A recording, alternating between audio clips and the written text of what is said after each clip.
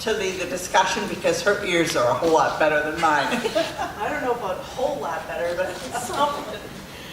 So if people have any questions for the panel, would you like to share any of your thoughts? Frank? Gee, I just noticed the difference between the New York Catholic Worker with Kathleen Rom and where they're at today with Carmen and Martha. And all I can say is, yay! Amen. Hey, woman! Things are breaking the ground. Mary, did you want? No, I just have to stand up. Yeah, to stand up, okay. Anybody else? Any thoughts? Well, I just guess I want to Suzanne. say how moving. I just want to say how moving it was to hear everything, and particularly Steve, the evocation of Phil, and the meaningfulness of Phil Berrigan as mentor and companion for so many of us. And it just was just very striking and very beautiful. And I was telling somebody that I was cleaning in our attic at Agape, and I was on my hands and knees walking through mouse turds and mouse traps and grabbing for something, and I found a whole cache of letters from Phil from 1974 through 79 that he had written to us, and probably many of you have similar letters, but it was just so incredibly moving. The time and the energy to write from jail, to evoke the spirit of family and love, and it was just, to hear you speak, Steve, and all of you, was just such a remembrance of the largeness of being of this soul, and how much we all still continue to relate to him. So thank you very much. Yes, that's great. Anybody else? Well, actually, I Mary. can say a couple of things. Okay. Do you want to come up to the mic? Well, it's only a couple sentences, and I can talk loud, but I need to look at this name here. So, in looking to the future, next week there'll be some motion hearings in Georgia, and probably a trial date will be set then. And of course, you're all invited to come to the trial. It's a marvelous thing to do. But our daughter met a woman the other day who was, she directs the Peace and Justice Studies at Pace University in New York, and she's the vice moderator of the Commission of the Churches on International Affairs for the World Council of Churches. And she was involved in ICANN at the UN, and she was called to visit the Pope. So she said she got 3 minutes to visit the Pope, so she talked to him about plowshares. That's amazing. That's awesome. When did this happen? Recently, yes. So I have, her name is, I had to text my daughter, Emily Welty. So Patrick is going to speak with his co-defendants about inviting her to be one of the expert witnesses, because even though the jury doesn't get to hear the expert witnesses, there still is an opportunity to have expert witnesses to present testimony. It's just that now the government does this motion in limine, which limits the defendants from saying anything about nuclear weapons or the Bible or anything like that. They'll say it. You can be sure that those of them who are pro se defendants will say it. And they may get sent to jail for contempt of court, but they will push the envelope as much as they can.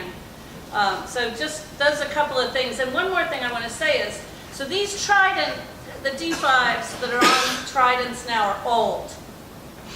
So the government thinks we need new ones. And I'm not good at numbers. I'm like you, Kathleen. It doesn't matter. The numbers are not what's clear to me.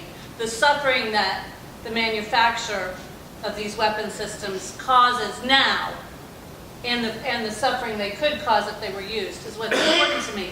But our government is going to send a big contract to Bath, Maine to build some new weapon systems for the Trident. So keep in mind that this is not just, down in Georgia or out in Washington State. It travels our country.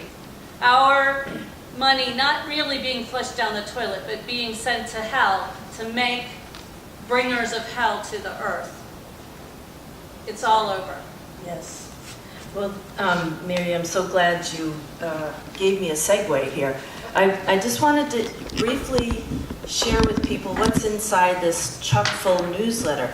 Mary and I were just stuffing this thing with an update from the Kings Bay. If you open the first page, you'll see the addresses of the 3 co-defendants that are still in, Liz, Steve, and Mark. And then this the single sheet update, which has on the back of it information about ICANN. So that's the International Campaign to Abolish Nuclear Weapons, and other info. And then just speaking about the motion in limine, Mark's reflection from jail, and I so appreciate Mark's writing, as I do all of them. He is incredibly funny and poignant at the same time. So his article here, Rattling My Cage, it's some thoughts on our upcoming trial. So he talks about how the government turns what is our right as defendants to not have previous things that we've done in the past used against us. Have the jury hear things, let's say if we stole a car when we were 15 and then we did it again 20 years later, that it's our right, our defense right, to not have that brought up in front of the jury, to prejudice them. Well, in the case of all protesters of nuclear weapons, the government gets to turn that on its head. I'd never understood that before reading Mark's article, but they are pushing for their use of past, present, and future use of nuclear weapons to be cut off so the jury doesn't hear it. So read Mark's article. It's so powerful. There's also because this is the Ithaca Catholic Worker newsletter, the focus is on Kings Bay Plowshares. We did have the little postcards from Claire, so that's the Claire page with the little bucket with flowers in it. And then the last page I wrote about the Poor People's Campaign in the context of Kings Bay Plowshares and the use of nuclear weapons and the effect on First People and their mining. So if I may add one more thing, Rosalie, before you jump up. Yeah. So I did a few days of tabling, and then there were 20,000 people at the Grassroots Festival in Ithaca. And I got 40 postcards sent in the mail, completed, and many more are going to be going after people read this and then fill out their postcards. But people ask me, what can I do? Sorry, I better move back. And I thought about how we've got this treaty, the Treaty for the Prevention of, what is it called? The Treaty for the Prevention of Nuclear Weapons, Prohibition of Nuclear Weapons, thank you. So I thought about something that happened last year, and that was that when Trump requested $54 billion, there was a resolution made up by David Swanson, which many of you know David, and Code Pink. So locally, I was asked to go to my city council and have this resolution passed that would say, heck no, we've got the Cost of War website where you fill in your zip code or your city, and it punches out how many more teachers you could have paid for the year, how many more veterans benefits could be given, how many more hospital beds could be paid for, or students' tuitions, and so on. So over the course of 3 months, we had about 17 people come in, and within an hour, everybody had 3 minutes, and they sat on the dais, and we read to our city council what our needs were within our community. The whole city council, the heads were wagging. They unanimously voted for it.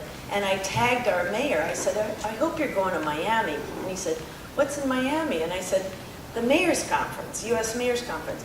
It turns out that he went. Medea Benjamin called, she said, we need your mayor to put this on the docket so that they could vote on it.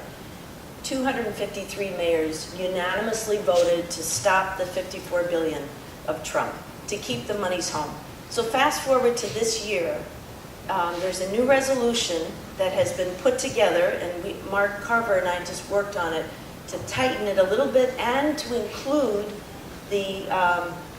to push for, on a local level, to have the treaty for the prohibition of nuclear weapons It's to be actually included. abolition.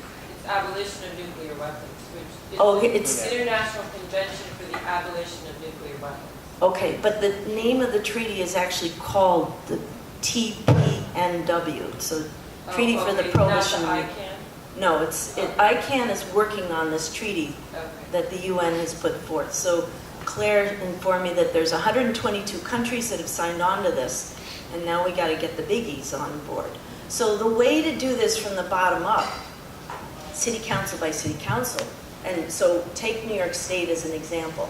If we got all the New York State city councils and municipalities to sign on to this, then they, as a collective, can go to our state controller, which says, we want the divestment of of all weapons manufacturers, our teachers' union pension funds, the municipal workers' pension funds. It can be done as a collective, state by state. And so that's what this resolution describes. And it enforces it on the financial level. And this is something that I'd never understood how to do it before, but the structure is there and we can do it. So I'm going to be sending this out. Harry's actually going to get some copies made of the resolution, and I will pass that out, and if you could take that back to your communities. And last year we did this on a superficial level in the sense that in Ithaca we didn't get it deep into the community for everybody to know, but I think if we had more time, and a lot of other communities did have time and they had more, the whole teachers union knew about it and more community. Anyway, you got the idea. Yeah. So thank you. Working to existing structure. That's right. Yes, the rootsaction.org will be promoting it, Code Pink, and also the great news is that during the nuclear freeze years, many city councils had passed this resolution. So this is something you can unearth on your local level and remind people, oh, you got it before, let's get it again. All right, is there anybody else that would like to share any other thoughts? Harry? No, it's just, I think we've got another panel coming in. Yeah, we in do. 10 Okay. minutes, so. Great.